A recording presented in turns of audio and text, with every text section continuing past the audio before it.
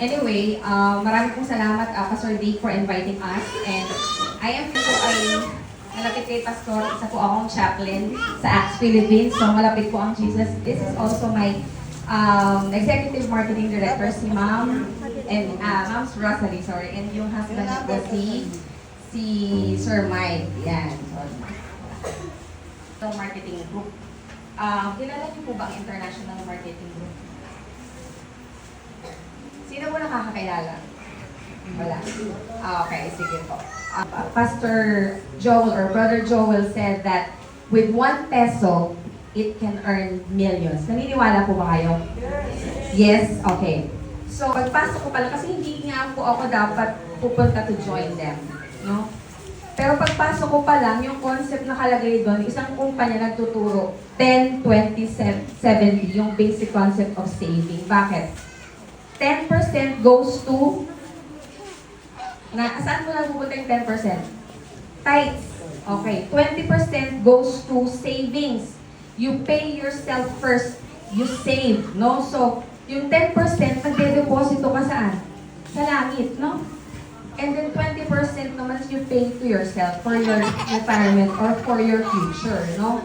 And then 70% only to spend. So, doon pa lang, first attempt ko pa lang, sold out na ako. Kasi sanggang company na nagtuturo na magbigay sa church. Meron po ba kayong nakita na company nagtuturo ng ganon? Wala po. Okay. So, meron pa po, anong concept? Law of creating wealth for the family. Ito po, yung tinatawag po doon is X-curve, no? Marami po sabi, yung ganon, marami tayong X sa buhay. Pero ito yung dapat na X na hindi natin kakalimutan. Kalimutan mo na lahat ng X mo. This is the X that you should always remember. Ano po yung dalawang X na yun? Yung money line and the lifeline. So, ang ibig sabihin pala, habang tumatanda tayo, tataas. Dapat tumataas din yung ipon. Meron na po bang ipon? Okay. So, ayun. So, yung pangalawang X dito, yung, responsibility.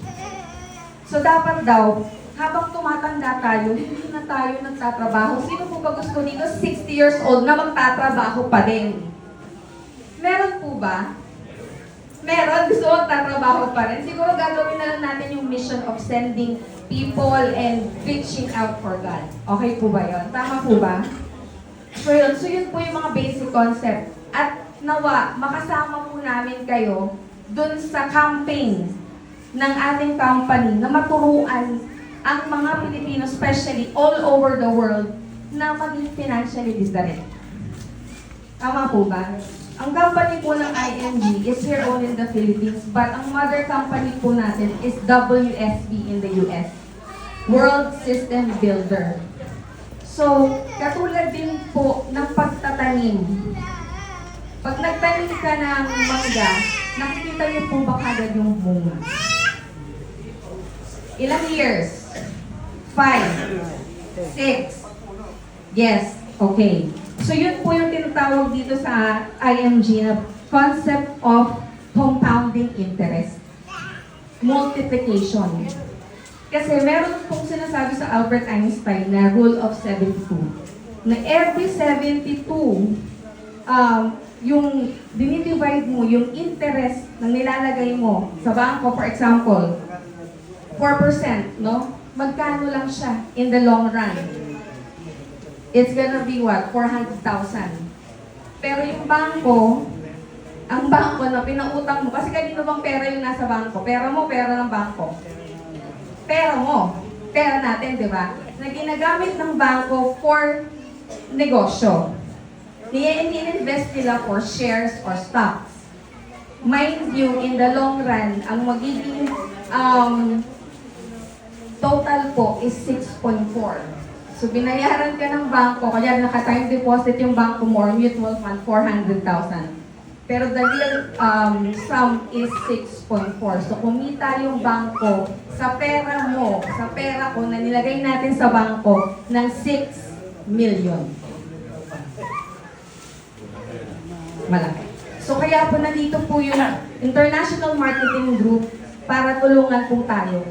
Sabi nga nung aming master coach, si Master Coach Swan, kung alam mo exactly kung paano ka mananalo, would you do it?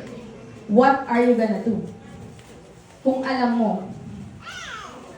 Di ba katulad nga na sinasabi kanina, Pastor Pastor Joel, we have the means, no? Kailangan na lang i-execute natin, gawin po natin.